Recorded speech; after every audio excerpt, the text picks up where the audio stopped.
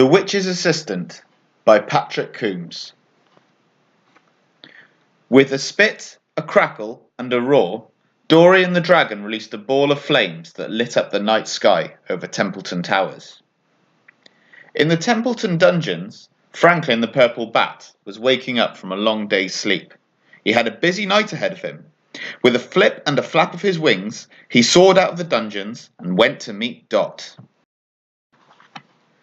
Franklin flew past the rickety staircases and through the dark passageways until he arrived at a wooden door in the tallest tower.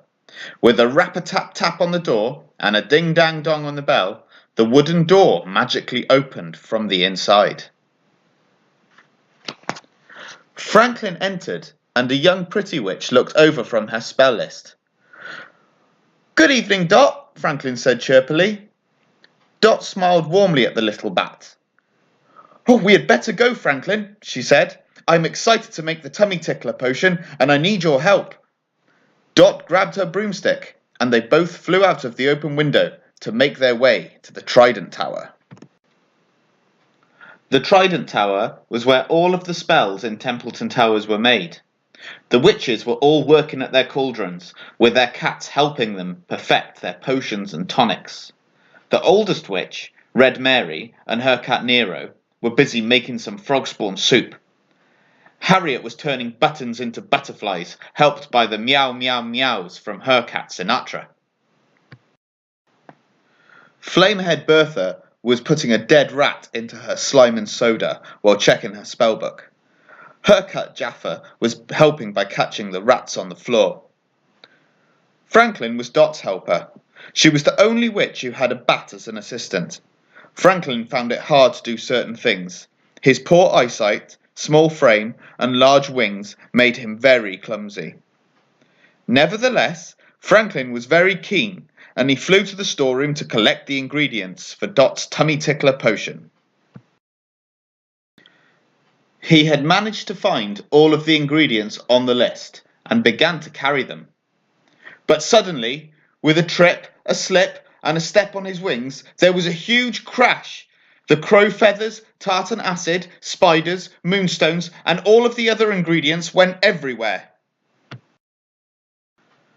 The storeroom door flew open, and Franklin saw two very angry witches glaring at him. "Oh, what on earth happened here?" cried Red Mary as she pulled her hat over her face in despair. "You stupid little bat!" shouted Harriet. "Look at the damage you've caused." Bertha looked at the mess on the floor, looked at Dot, and screamed at her, "Oh, why do you have a bat as a helper? You're as useless as each other." Dot hung her head and started to cry. Franklin was so upset that he had made Dot cry that he flew out of the Trident Tower and into the night. Franklin hated being a bat. He couldn't see very well, his stupid wings were too large and clumsy, he was too small to carry things, and he was useless at everything he tried. He decided to write a note to Dot explaining that he was leaving her service forever. Dorian was snoozing as the sun was rising, which was when everyone in Templeton Towers slept. Franklin was in the dungeons. He was miserable and was about to sleep. But a noise bothered him. Most animals and creatures wouldn't have heard the slight thud from the many floors above, but Franklin was a bat, and bats have superb hearing. "There shouldn't be anyone awake," Franklin thought to himself. Franklin was very nervous, but was not going to be afraid.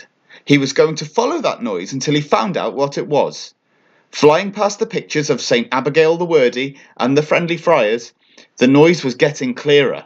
It started to sound like footsteps and the jingle-jangle of keys. It was coming from the next corridor, and Franklin was certain that someone or something was coming from the black magic room. He waited nervously, poking his head around the corner. Franklin saw a green figure tiptoeing carefully and quietly with a set of keys in his hand. It was that old rogue, Hoblin the Goblin, and he had broken into Templeton Towers. As a goblin, he was not allowed to practice magic. He then came out of the room, clutching Red Mary's red book of black magic. Ha! Now I can make spells and turn all of the witches into statues, and the castle will be mine, the goblin muttered to himself. Without a second thought, Franklin flew up to the ceiling and tugged on a spider's web like a bell. This sounded the alarm to the rest of Templeton Towers that there was an intruder. Franklin summoned up all of his courage and sped after the naughty goblin, who was clutching the spellbook and a bottle of berry ammonia in his hands. Franklin was so quick he had managed to grab the spellbook and was trying to wrestle it out of Hoblin's grasp. "Oh, get away, you filthy bat!" the goblin screamed. Sylvester the Bavarian and Sir Duckhouse the Knight looked on with interest. He was struggling to hold the goblin up. They ended up in the hunting corridor, and then out of nowhere, like a bullet, Dot sped around the corner on her broomstick. Dandelion wand, poised and ready, she aimed it at Hoblin the goblin and shouted, "Blizzara!"